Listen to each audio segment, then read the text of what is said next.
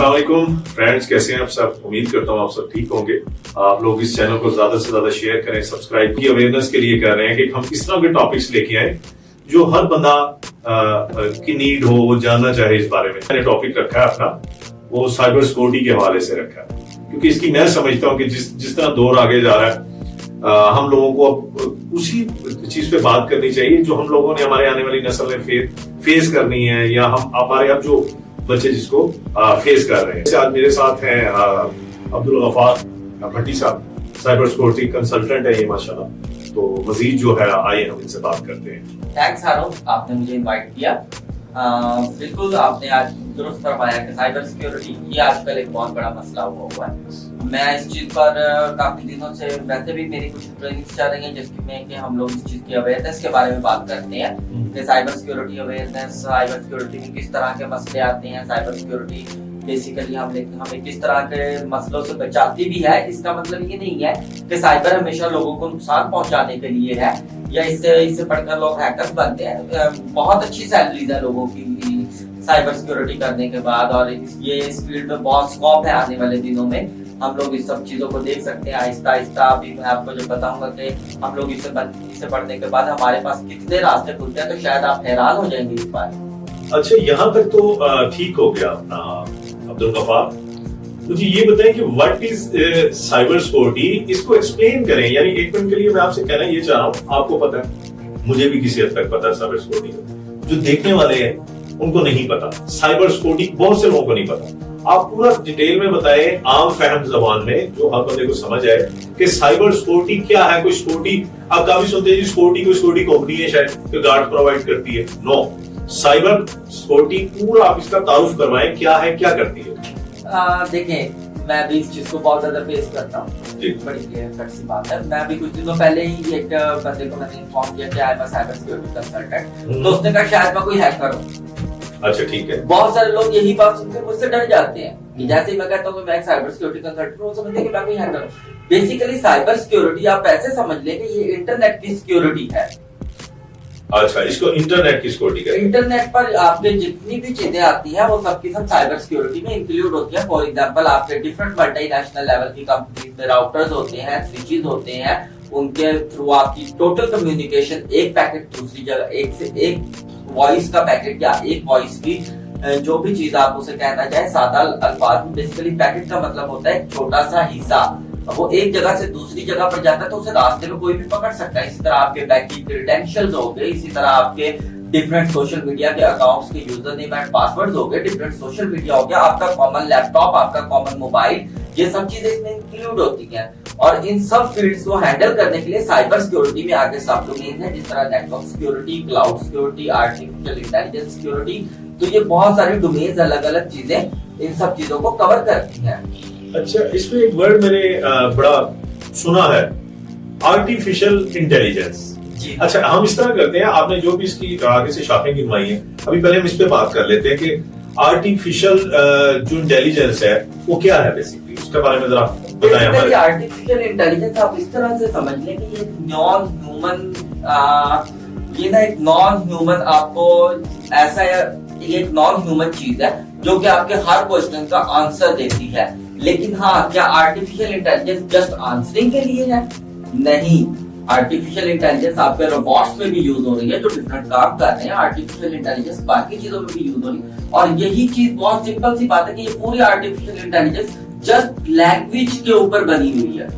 एक simple language के ऊपर, लाइक पाइथन हो गया, इस टाइप की कोई भी लैंग्वेज। अच्छा, लैंग्वेजेस पे बनी हुई है। जी हाँ। अच्छा, ये तो हो गया। अच्छा, इसमें साइबर सिक्योरिटी में एक तो ये आर्टिफिशियल इंटेलिजेंस, दो चार चीजें आपने मुझे और बताई हैं। Network security, what is the network, इसको एक्सप्लेन करें। नेटवर्क सिक्योरिटी ये सबसे अहम फील्ड मानता हूं मैं साइबर सिक्योरिटी। अच्छा, ठीक है। बेसिकली आप यूँ समझ लें कि आपके जितने भी क्रेडेंशियल्स चोरी होते हैं या आपके जितने भी क्लाउड पे पड़े हुए पासवर्ड चोरी होते हैं, वो थ्रू द नेटवर्क होते हैं। क्लाउड क्या होता है सर? क्लाउड का भी बताएं। क्लाउड भी बेसिकली आपकी जितनी भी चीजें हैं, आप देखें कि आपका टोटल सोशल मीडिया एक नेटवर्क के ऊपर डिपेंडेंट है।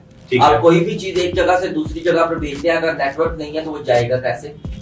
फॉर एग्जाम्पल, आप कॉमन एग्जाम्पल ले लें, अगर आपके पास इंटरनेट ही अवेलेबल नहीं है तो आप व्हाट्सएप तक नहीं चला सकते, तो आप व्हाट्सएप तक नहीं चला सकते। तो यही चीजों को देखते हुए नेटवर्क सिक्योरिटी अगर मैं बात करता हूँ तो साइबर सिक्योरिटी में मैं सबसे अहम फील्ड गिनता हूँ नेटवर्क। लेकिन इसके अलावा क्या साइबर सिक्योरिटी बेकार है? नहीं, हमें हर जगह पर इसकी जरूरत है। फॉर एग्जाम्पल आपके डिफरेंट आपने एप्लीकेशंस देखी होंगी, उन एप्लीकेशंस को भी सिक्योर करने के लिए हमारे बहुत सारे पेनिट्रेशन टेस्टिंग इंजीनियर्स काम करते हैं।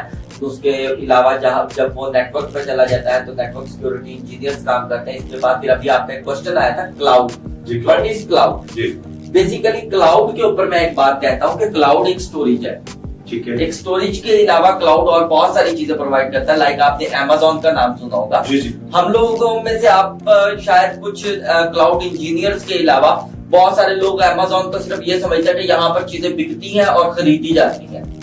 ये बात गलत है। मैं भी ऐसे समझता हूँ। ये बात बिल्कुल गलत है। अमेज़न के ऊपर आपकी इवन दो कि अमेज़न आपको क्लाउड की सर्विसेज देता है, वो आपको वर्चुअल मशीन देता है। आप कोर टू डू के ऊपर बैठ के कोर i9 जनरेशन का लैपटॉप चला रहे हैं सिर्फ उनकी एक सर्विस पे, जिसे EC2 कहा जाता है। अच्छा, इसमें मुझे अब ये बताइएगा कि इसमें कुछ साइबर सिक्योरिटी हैकिंग के हवाले से भी कोई इसमें कुछ है? जी हाँ, क्योंकि मेरा जो मेन है ना इसका मैं आंसर कर हैकिंग क्या साइबर सिक्योरिटी में आपके मतलब क्या, जिस तरह मैं कहता हूँ मोबाइल हैक हो जाते हैं, सिस्टम हैक हो जाते हैं। हाँ जी, देखिए मैं आपके साथ एक बहुत ही साफ सी बात करता हूँ जी। एक अच्छा पुलिस वाला बनने से पहले चोर की समझ होना बहुत जरूरी है। नफ्सियात आपको चोर की नफ्सियात होना बहुत जरूरी है। और साइबर सिक्योरिटी कंसल्टेंट आप यूँ समझ लें कि आप तब तक नहीं बन सकते जब तक आप खुद चोर ना बन जाए। उसके लिए चोर बनना जरूरी है। जाहिर बात है कि देखो, अगर आपको हैक नहीं करना आता तो आप हैकर की साइकोलॉजी को कैसे समझोगे? अगर आप हैकर की साइकोलॉजी को नहीं समझ रहे तो आप हैकर से बचाओगे कैसे किसी को? Good, nice. तो उसमें फिर आप क्या समझते हैं हैकिंग से कैसे इसको, और कभी इस तरह के होते हैं अटैक्स होते हैं काफी, कोई आपके ज़हन में ऐसा कोई वाकया? बहुत है वाकयात तो काफी सारे हैं, लेकिन कोई आपकी ज़हन में हो, कोई इंटरनेशनली हो?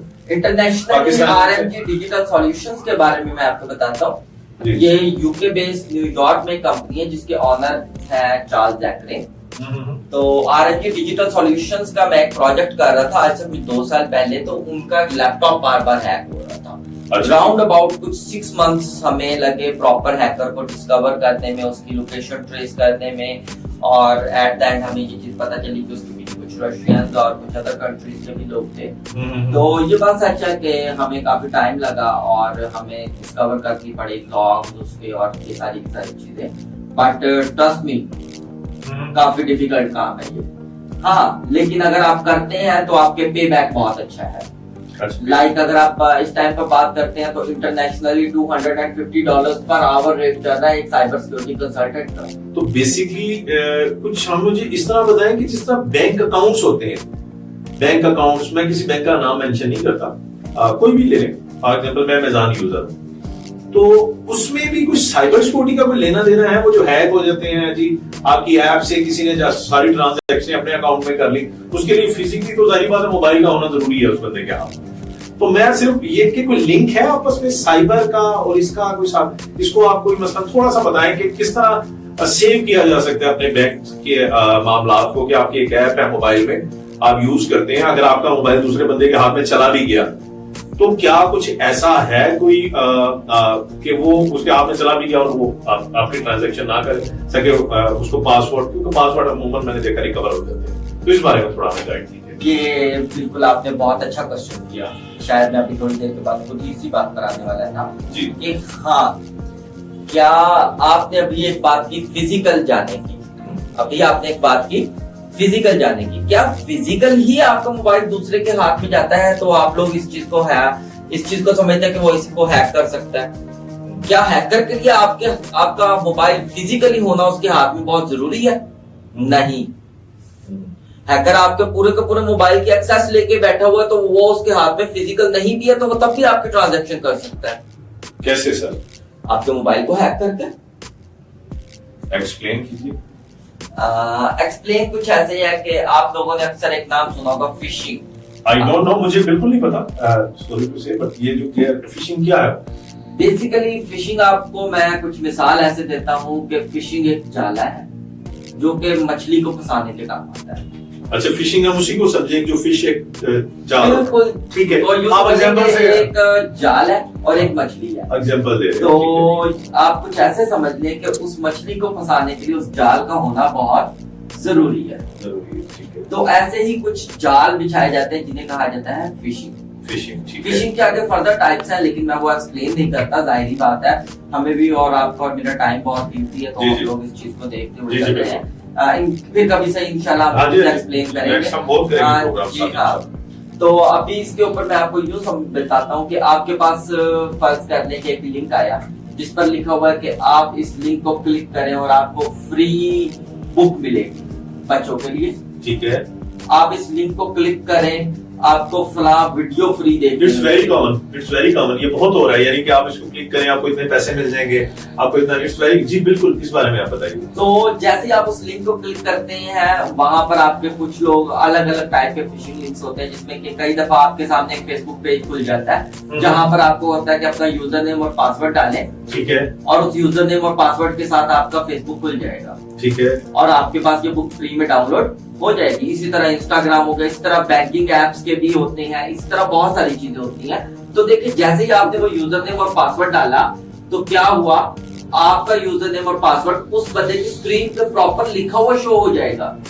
अच्छा, और उस लिखे हुए पासवर्ड को डाल के उसके लिए बैंक अकाउंट खोलना मैं थोड़ा सा आपको इधर स्टेप बाय स्टेप चलते हैं। आपने, मेरे पास एक लिंक आया व्हाट्सएप पे, हो रहा है, मैंने उसको क्लिक किया। हाँ जी, जिसने वो लिंक भेजा है उसकी मोबाइल स्क्रीन पे मेरा सब कुछ चल रहा है। मोबाइल स्क्रीन नहीं, उसकी लैपटॉप। अच्छा, लैपटॉप। और इस मकसद के लिए लैपटॉप भी क्यों, मोबाइल से वो हैक नहीं कर सकते? मोबाइल से भी हैक किया जा सकता है, लेकिन देखिए मोबाइल एक छोटी डिवाइस है। ठीक है, और इन सब कामों को करने के लिए हमें जिस चीज की जरूरत होती है वो बहुत ही हैवी मशीन्स होती हैं, लाइक। अच्छा सर, आपको इंटरप्ट कर रहा हूँ, ये अपना हो गया, हम उसने क्लिक कर दिया, उसकी क्या आया लैपटॉप पे, उसका पासवर्ड आ गया पूरा? नहीं, वो उसने क्लिक किया तो आपके सामने एक स्क्रीन शो हुई जहां पर आपके सामने ये आ जाएगा कि अपना बैंक अकाउंट लिखे।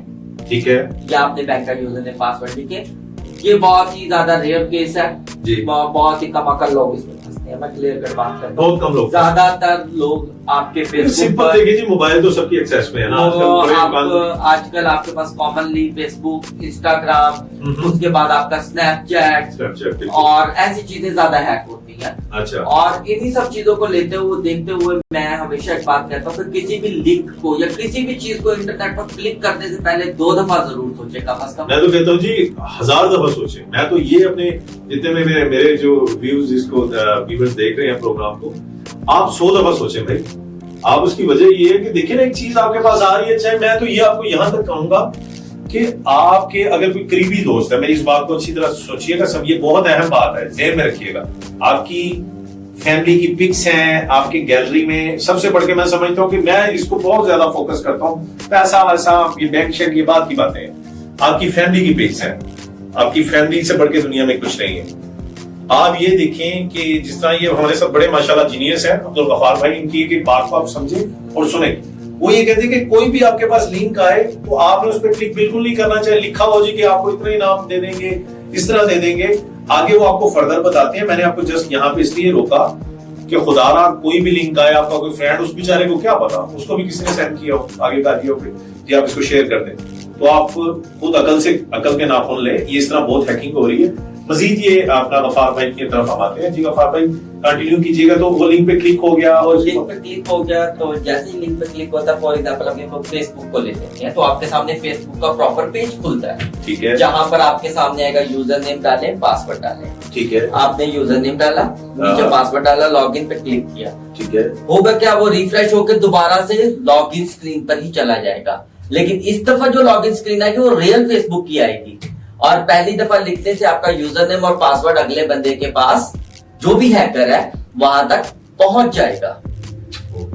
और देखें, अगर आपका यूजर नेम और पासवर्ड चला गया तो उसके बाद फिर हम लोग बात करते हैं इस चीज पर कि क्या ये चीज वो हमारा क्या कर सकता है। हमारे पास 2 फैक्टर ऑथेंटिकेशन है। बहुत से स्टूडेंट्स ये सवाल करते हैं, जब मैं लेक्चर पढ़ा रहा होता हूं तो बहुत सारे स्टूडेंट्स का ये सवाल होता है, तो क्या 2 फैक्टर ऑथेंटिकेशन को बाईपास नहीं किया जा सकता? बिल्कुल किया जा सकता है, और सर चंद मिनटों का प्रोसेस है। With in 3 minutes any phishing link will be generated. अच्छा, कैसे, थोड़ा बताएं मुझे। सॉरी, अच्छा, ये कोई कॉन्फिडेंशियल है? चलो, कॉन्फिडेंशियल इस सेंस में है कि हम लोग एक पॉडकास्ट कर रहे हैं, यहाँ पर मैं कोई लेक्चर नहीं दे रहा, अपना लैपटॉप नहीं लेकर आया जो आपको बनाकर दिखा सकता हूँ। ठीक है, तो जाहिर बात है ये थोड़ी see it's okay, it's okay. अच्छा, आप मुझे ये बताएं कि वो हो गया उसमें सारी चीजें, फिर उसकी वो हैक, वो देखिए अगर उसके पास चला गया यूजर। जस्ट अच्छा, एक मैं बात मुझे बताएं कि जस्ट लिंक पे क्लिक करने से होता, आगे मेरा ख्याल और भी चीजें मांगी जाती हैं कि जी आप ये दे दें, ये दे दें। नहीं, ऐसा कुछ भी नहीं होता। जस्ट लिंक पे क्लिक किया, आपके सामने एक स्क्रीन खुली जहां पर आपने अपना यूजर नेम और पासवर्ड एंटर किया, लॉगिन टाइप की प्रेस किया और आपका यूजर नेम और पासवर्ड अगले बंदे तक पहुंच गया। इसी तरह से बैंक अकाउंट, और शायद मैंने फिशिंग लिंक से कई लोगों के बैंक अकाउंट हैक होते हुए देखे, अभी मैं नाम नहीं लूंगा, लेकिन बहुत सारे लोगों के, और बहुत सारे लोगों के हमें फिर बाद में केसेस आते हैं कि सर ये हो गया, ये हो गया, ये हो गया। तो क्या वो लोग उन्हें तो साथ साथ चाय भी लेते हैं, चाय ठंडी हो गई, हाँ, साथ साथ चाय भी लेते हैं। अच्छा, ठीक है। तो सर क्या हम लोग, बात ऐसे है कि जब हम लोग ये अवेयरनेस प्रोग्राम्स चला रहे होते हैं तो तब ये सब लोग बहुत सारी चीजें ऐसी सुन के भी इग्नोर करते हैं। देखें ये चीजें खुदारा, मैं भी आपके बाद अभी ये दोबारा से मैं ये बात कहता हूँ आप सब लोगों से कि खुदारा प्लीज इन सब चीजों से गुरेज करें। और हमारी न्यू जनरेशन, खास तौर पर हमारी न्यू जनरेशन जिन जिन कामों पर और जिन जिन लिंक्स पर क्लिक करके उन्हें शायद इस चीज का आइडिया भी नहीं है कि उन लिंक्स से उनकी कौन कौन से क्रेडेंशियल्स, इवन तो मैंने यहाँ तक देखा है कि आपके फिंगरप्रिंट्स तक ऑनलाइन डार्क वेब पर सेल हो रहे हैं आजकल। अच्छा, सेकंड मुझे बताएं, अभी आपने वर्ड यूज किया डार्क वेब, ठीक है, कि डार्क वेब पे फिंगर, डार्क वेब बेसिकली इसके बारे में भी हमें बताएं कि डार्क वेब है क्या? मैं आपको डायरेक्टली एक्सप्लेन नहीं करता इसके बारे में, मैं आपको कोई इसकी प्रॉपर डेफिनेशन नहीं देता जी। जो समझ लें कि यहाँ पर आप ये पेन दिखाइएगा मुझे please, if you don't mind. जी जी। ये एक समंदर है, ओके, एग्जांपल दे रहा हूँ, ओके, ये समंदर है। इस समंदर का सिर्फ ये इतना हिस्सा आप लोग इस्तेमाल करते हैं जिसे इंटरनेट कहा जाता है। ये पूरा पेन एक समंदर है, ठीक है। इसमें से ये ऊपर की पिन, जो ये वाली पिन है, हम लोग इसे कह लेते हैं कि ये नॉर्मल पर्सन के लिए टोटल इंटरनेट है, जहाँ पर आपको आपकी जिंदगी की जरूरियात की हर चीज मिल रही है, ठीक है। इसके नीचे का जो समंदर है इसे डार्क वेब या डीप वेब कहा जाता है, डीप वेब कहा जाता है, ठीक है। तो अब आप खुद यूं हिसाब लगा लें कि काइंडली, अब आप खुद सिर्फ इतनी सी बात से आप ये हिसाब लगा लें कि अगर आप इतना इंटरनेट यूज कर रहे हैं तो इसके नीचे कितना बड़ा है। आप थोड़ा सा बताएं इसके अलावा भी, इस एग्जांपल के अलावा भी, कि डार्क वेब क्या है बेसिकली। सर जी, डार्क वेब एक ऐसी जगह है जहां पर आपको जरूरियात जिंदगी की हर चीज बिकती है, एक कातिल से लेकर और एक ऐसी मेडिसिन तक जो किसी की जान बचा सकती है। यानी इसको अच्छे पर्पस में भी आप कह रहे हैं? जी हाँ। डार्क वेब क्यों नाम रखा गया जी? डार्क मीन अंधेरा और ये इस तरह की सारी। सर जी देखें, कुछ चीजें ऐसी होती हैं जो लीगली कंट्रीज में जाती आती है, ठीक है। फॉर एग्जांपल पाकिस्तान में वेपन्स अलाउड नहीं, लेकिन डार्क वेब पे बिक रहे हैं। पाकिस्तान में किसी भी किस्म का आपका नशा अलाउड नहीं है, लेकिन डार्क वेब पे बिक रहा है।